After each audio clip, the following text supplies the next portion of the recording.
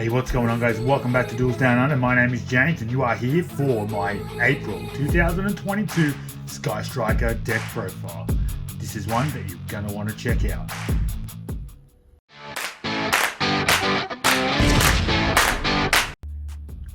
Yo, what's going on, guys? We are back with another deck profile. Like it says in the title, we are looking at the April 2022 Sky Striker deck profile. You would have noticed by the title that this version is not running DPE. I prefer to play my Sky Strikers pure. We are going to run through the 40 card main deck as well as the 15 card extra deck. You know my stance on side deck. A truly great artist never reveals secrets. You need to create those around the tournaments that you're playing in. So please don't throw any shade for me not providing you with the side deck resources. We're going to cut straight into our main deck, guys. And of course, as you saw on top of my pile is 3 copies of Sky Striker ACE-RAYE. This is arguably the greatest card ever created. She is a cutie as well. So let's move on to the next one. You will never play any less than 3. If you could play more, you would, but you can't play less. We are only playing a single copy of ROZE. Now, this is where I do cop a little bit of flack. A lot of people have decided to up the count to 2. Personally, not a fan of 2. I feel like I see the copy of it in my hand way too often. Well, it's not bad to see it. Seeing multiples is, and sometimes you just want to be able to send it off HAYATE, and this allows me to do that. If I do get a chance again moving forward in the next format, I will be trying a second copy again because there are some easily removed cards in this deck. They are our Sky Striker main deck monsters. Let's talk about some hand traps now. We are playing 2 copies of Ash, Blossom and Joyous Spring. 3's too many. I feel like it gets a bit cloggy if you see multiples in your hand, considering you can only use 1 per turn. We are playing 2 copies of Ghost Ogre and Snow Rabbit. A recent addition, and probably going to be the first cards that I change out. Definite mixed feelings about this card. It's pretty good. You can get it off of CRYSTRON HALQIFIBRAX if you do want to cause some disruptions. It does allow you to destroy, say, a field spell or something of your opponent's. It does get rid of that card without the effect going off. We are running 2 copies of Effect Veiler. This card is absolutely amazing.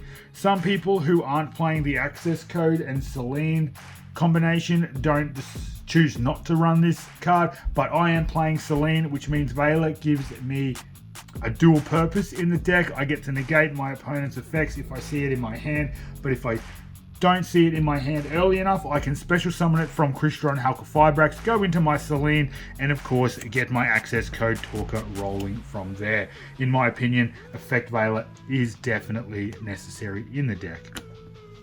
We are playing a single copy of PANKRATOPS. Now, no hate from you guys out there. You know how I love my high rarity stuff. I can only find a common PANKRATOPS. It is the OG set. I have no idea where my secret rare is. Onto the spells. We are playing 3 copies of Sky Striker Mecha Widow Anchor.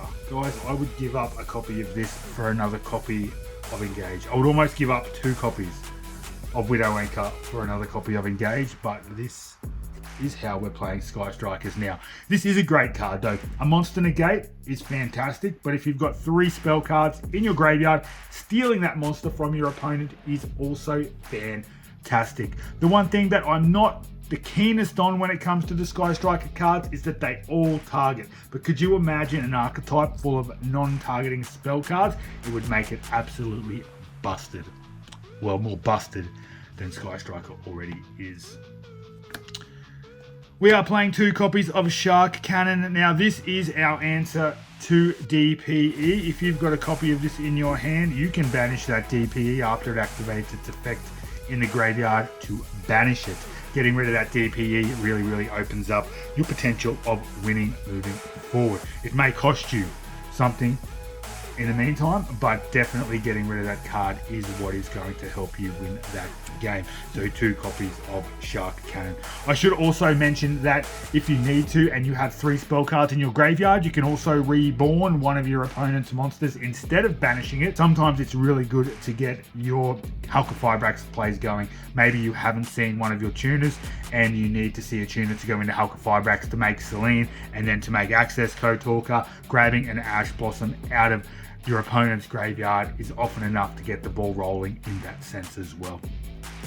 The Sky Striker singles now: a single copy of Engage, a single copy of Area Zero, and a single copy of Afterburners. Not too much to say about these cards, except that Area Zero is a card that I would potentially look at bumping up to 2, maybe replacing one of the copies of Ghost Ogre and Snow Rabbit for that as well. Sometimes popping that with your own back row removal or something like that is just what you need to get your Ray onto the field to go into something bigger and better to get your plays moving. Sometimes only having 1 copy of that can limit your ability to just use that as Ray fodder to get yourself that special summoning and the monsters on the field for you. We are playing the single copy of Hornet Drones, the single copy of Multirole, and the controversial card of the deck profile is going to be Sky Striker MECHA-EAGLE Booster. Now, I'm not going to talk much about drones and multi-roll. They speak for themselves. Some people probably wonder why not more than 1 multi-roll, but that is just personal preference. If you want to, play more. Eagle Booster, protection. You need to be able to protect some of your monsters. Whether it's your Hayate from being destroyed as it's attacking, whether it's your Shizuku from having its effect negated in an end phase. Anything that's going to help increase the momentum of your Sky Striker cards in either your opponent's turn or your turn is actually going to be really beneficial to you in the long run. That is it for our Sky Striker spell cards. We are moving on to our generics.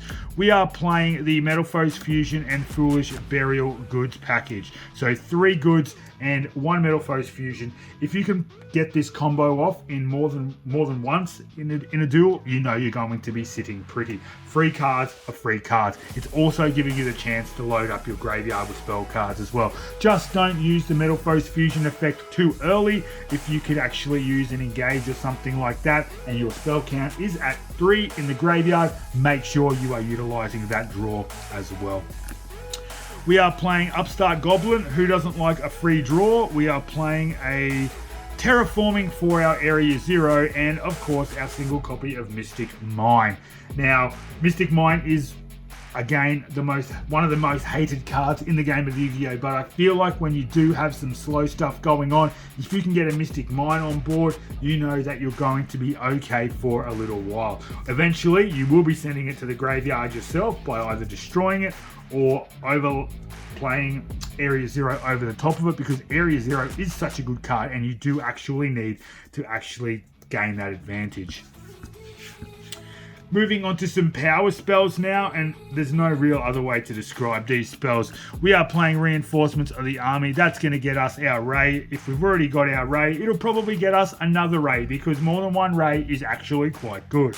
We're playing a single copy of Called by the Grave. Again, any way that we can get rid of crap in the graveyard, whether it's an Ash Blossom to stop our Shizuku, or whether it is the DPE that needs to be stopped after it activates its effect and destroys a card.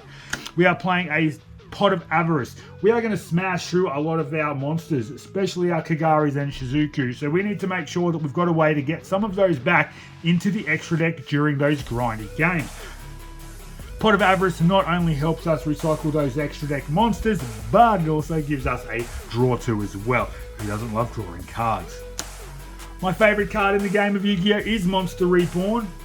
Who doesn't love that card? Monster Reborn allows us, just like the Shark Cannon, if we need to grab a tuner from our opponent's graveyard, we can special summon that to our side of the field. If we need to grab one of our Engages, or if we need a Widow Anchor, we can grab a Kagari from our own graveyard, get the effect off, and grab it from the graveyard. Anything that is in either graveyard, we can bring back, and it is going to be a good time. It usually means some sort of advantage. We are playing Harpie'S Feather Duster as our final power spell. I hate Eldritch. This deck hates Eldritch.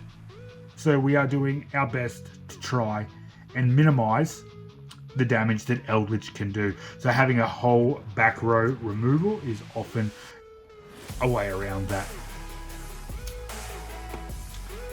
The final spell we are playing is, of course, Forbidden Droplet. Yes, they are Rise of the Duelist secret rares. I wish I was rich enough to have ultimate rares, but alas, I am not.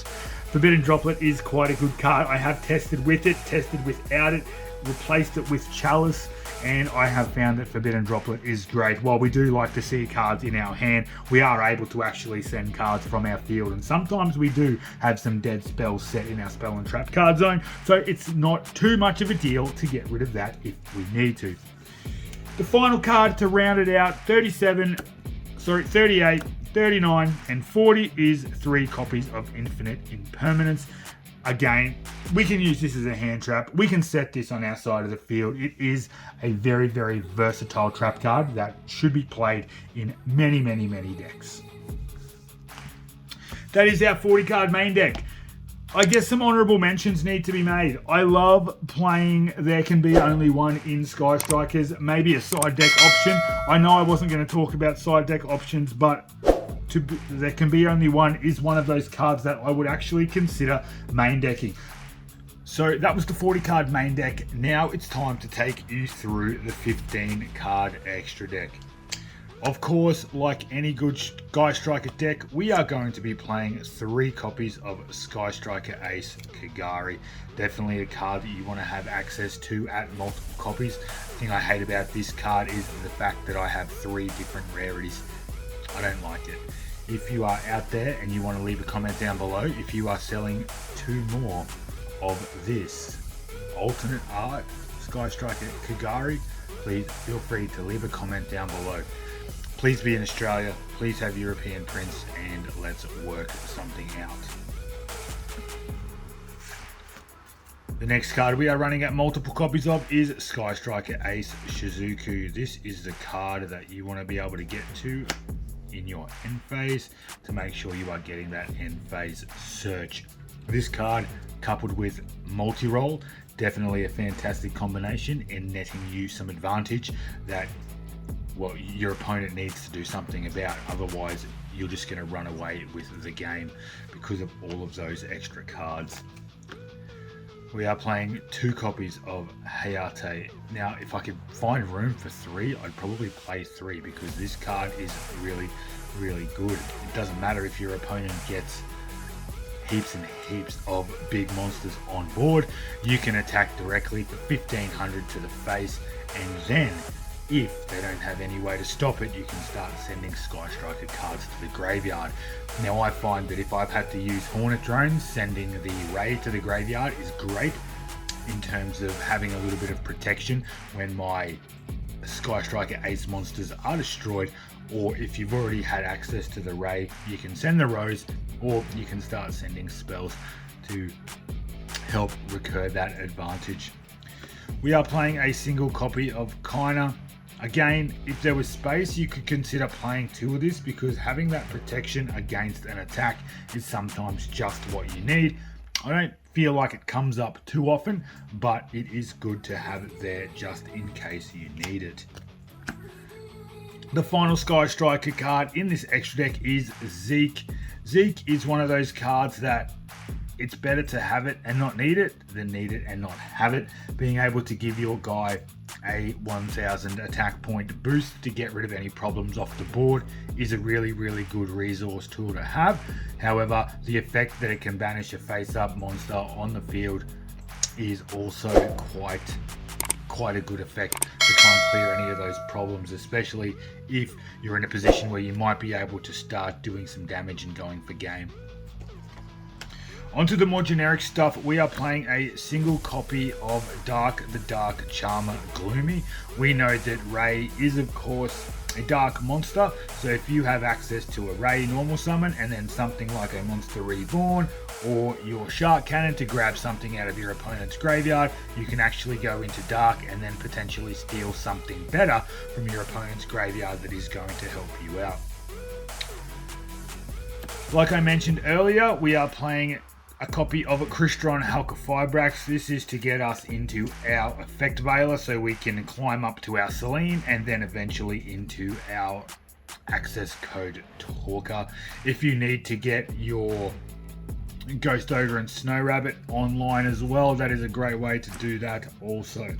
But HALQIFIBRAX doesn't need much explanation because it is such a monster of a card that we all know about. The generic Link 3 is, of course, Knightmare Unicorn. Excellent card. Does target, however, being able to spin it back to the deck rather than destroy it is great. So many cards have a graveyard effect now that being able to spin it back is really, really good in terms of making sure that your opponent does actually neg when you have a unicorn interaction. We've mentioned this card multiple times in the profile. Selene, you always have spell cards lying around. Obviously, you probably won't be going into this in your opening turn. However, moving through turns 3, turns 4 and 5, whenever you get the chance, you probably are going to have enough spell cards to activate her effect to re-special summon one of your spellcasters from the graveyard. As I've mentioned earlier, that spellcaster is Effect Veiler, so it's great to be able to go into this card and then climb into your Access Code Talker, which is our choice of Link 4s in this deck. Being able to activate its effect and not have anything respond to it is probably the reason I like this card over any other Link 4 card. It clears the board. You can pump it up to, I think you can pump it up to 5,300. And it's an absolute game winner. If you're not playing this card in Sky Striker, you damn well should be, so pick up yourself a copy. A couple of honorable mentions. I would have to say Nightmare Phoenix is one of those cards that, yeah, I wish I could play, but don't really have the space for it. If I decided to play it, I would probably remove the Dark Charmer Gloomy from the deck and put in a copy of Phoenix. Phoenix is one of those cards that you might be able to side deck and then side in later on when you realize your opponent isn't playing a deck that's actually going to help you get any advantage from Dark. But that is it for my April 2022 Sky Striker deck profile. Don't forget to leave a comment down below with any changes that you feel you would make to the deck if you were the one running it. Don't forget to subscribe to the channel if you like the content that I've been putting out recently. Share these videos with your friends. Hit that like button because that'll help other people see this deck profile. Thank you so much for watching, and I will see you in the next one.